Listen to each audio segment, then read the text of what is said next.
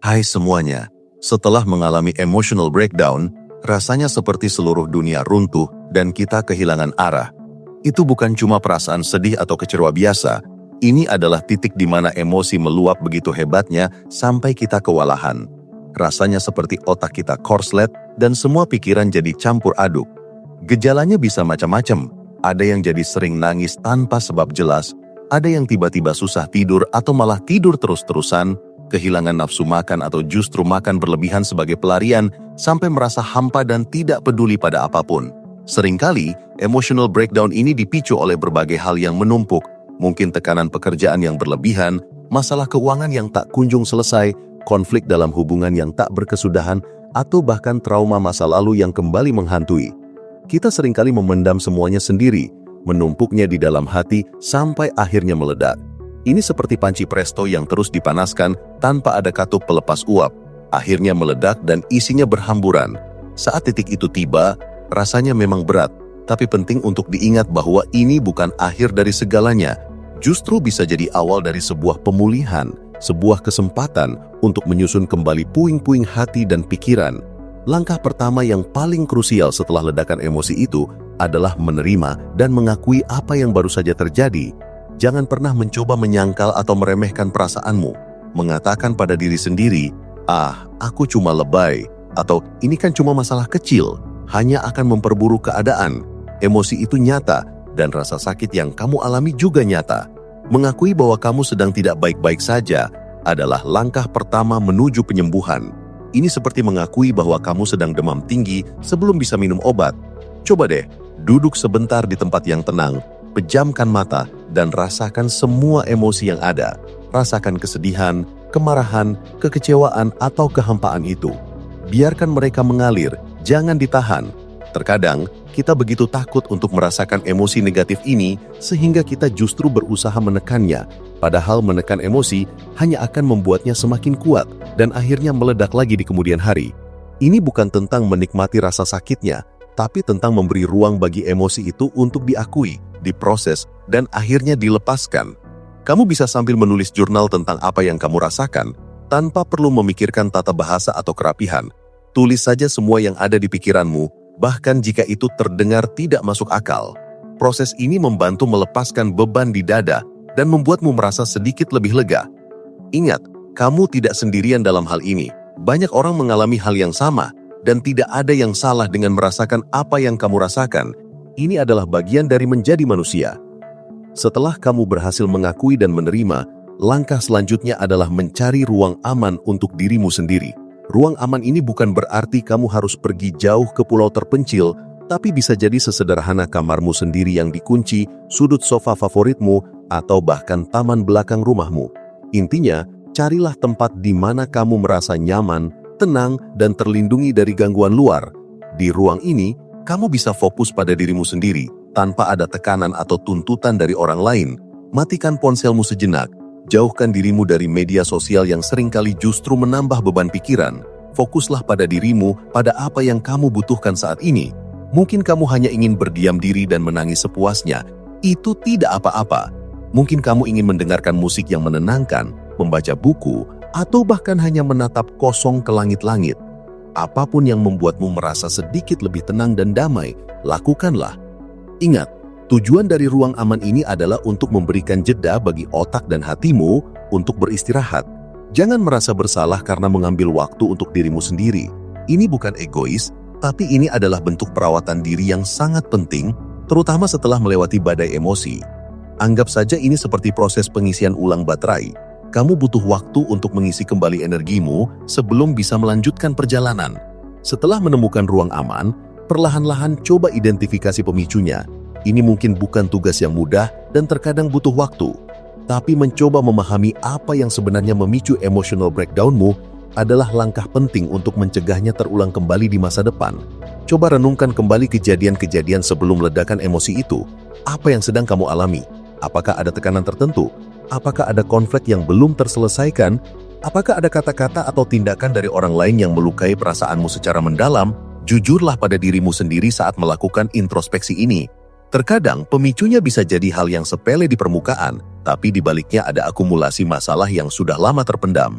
Misalnya, Kamu mungkin merasa kesal karena tumpukan piring kotor di dapur, tapi sebenarnya kemarahanmu itu adalah luapan dari rasa tidak dihargai karena merasa selalu melakukan semua pekerjaan rumah sendirian.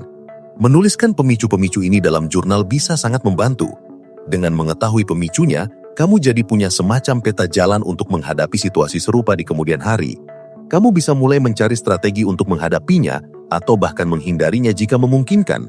Ini bukan berarti kamu harus menyalahkan dirimu sendiri atas pemicu-pemicu itu, tapi lebih kepada memahami pola dan belajar dari pengalaman.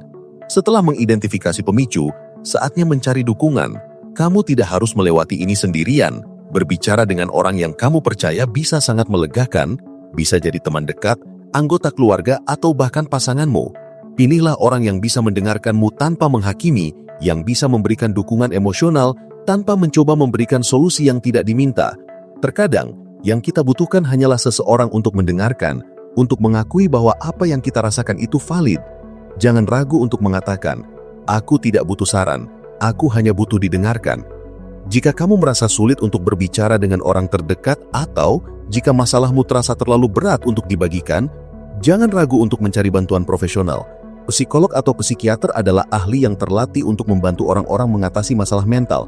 Mereka bisa memberikan panduan, strategi, dan dukungan yang kamu butuhkan untuk pulih. Mengunjungi terapis bukan berarti kamu lemah atau gila. Justru itu menunjukkan kekuatan dan keberanian untuk mengakui bahwa kamu butuh bantuan dan ingin menjadi lebih baik. Ini sama seperti ketika kamu sakit fisik dan pergi ke dokter. Tidak ada yang perlu dipermalukan.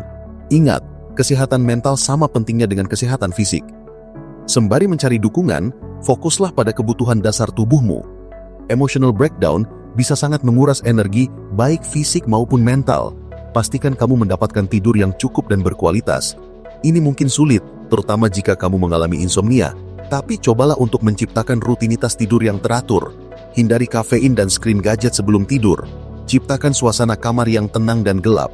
Jika memang sangat sulit, ada beberapa teknik relaksasi yang bisa membantu, seperti mendengarkan musik menenangkan atau meditasi singkat. Selain tidur, perhatikan juga asupan makananmu. Hindari makanan cepat saji atau makanan olahan yang tinggi gula dan lemak, karena ini bisa memperburuk suasana hatimu. Pilihlah makanan yang bergizi, seperti buah-buahan, sayur-sayuran, biji-bijian, dan protein tanpa lemak. Tubuh yang ternutrisi dengan baik akan lebih kuat dalam menghadapi tekanan emosional. Ini semua adalah langkah-langkah kecil yang tampaknya sepele, tapi dampaknya sangat besar dalam proses pemulihan.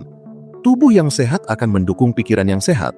Selanjutnya, tetapkan batasan yang sehat. Ini adalah salah satu pelajaran terpenting setelah mengalami emotional breakdown.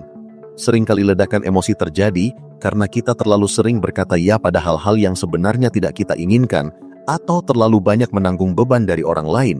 Belajar untuk mengatakan tidak adalah sebuah seni yang perlu diasah. Tidak apa-apa untuk menolak permintaan jika itu akan membebani dirimu terlalu banyak. Tidak apa-apa untuk memprioritaskan kebutuhanmu sendiri di atas kebutuhan orang lain. Setidaknya untuk sementara waktu, tetapkan batasan dalam hubungan, di tempat kerja, bahkan dengan dirimu sendiri. Jika kamu merasa kewalahan dengan banyaknya pesan di grup chat, tidak ada salahnya untuk mematikan notifikasi. Jika ada teman yang selalu mengeluh dan menguras energimu, tidak ada salahnya untuk membatasi interaksi dengannya. Ini bukan berarti kamu egois atau tidak peduli, tapi ini adalah bentuk perlindungan diri. Batasan yang sehat akan membantumu menjaga energi mental dan mencegahmu kembali ke titik terendah. Terakhir tapi tidak kalah penting, latih asih pada dirimu sendiri. Setelah melewati badai, seringkali kita cenderung menyalahkan diri sendiri, merasa malu, atau bahkan membenci diri sendiri. Hentikan itu. Kamu sudah berjuang melewati masa sulit, dan itu adalah sesuatu yang patut diapresiasi. Perlakukan dirimu sendiri seperti kamu memperlakukan sahabat terbaikmu yang sedang kesusahan. Berikan dirimu waktu untuk sembuh. Jangan terburu-buru. Ingat bahwa pemulihan itu adalah sebuah perjalanan, bukan tujuan. Ada hari-hari baik, ada hari-hari buruk. Akan ada saatnya kamu merasa lebih baik, lalu tiba-tiba ada hal kecil yang memicu perasaan sedih lagi. Itu normal. Jangan menghakimi dirimu sendiri karena itu. Rayakan setiap kemajuan kecil yang kamu buat. Berikan penghargaan pada dirimu sendiri atas setiap langkah maju, tidak peduli seberapa kecil itu. Misalnya, jika kamu berhasil bangun pagi dan berolahraga sebentar setelah berhari-hari hanya rebahan, itu adalah sebuah pencapaian. Hargai proses ini. Kamu sedang belajar, bertumbuh, dan menjadi versi dirimu yang lebih kuat dan tangguh. Ingatlah selalu bahwa kamu berharga, kamu layak mendapatkan kebahagiaan, dan kamu memiliki kekuatan untuk bangkit kembali dari apapun yang telah kamu alami.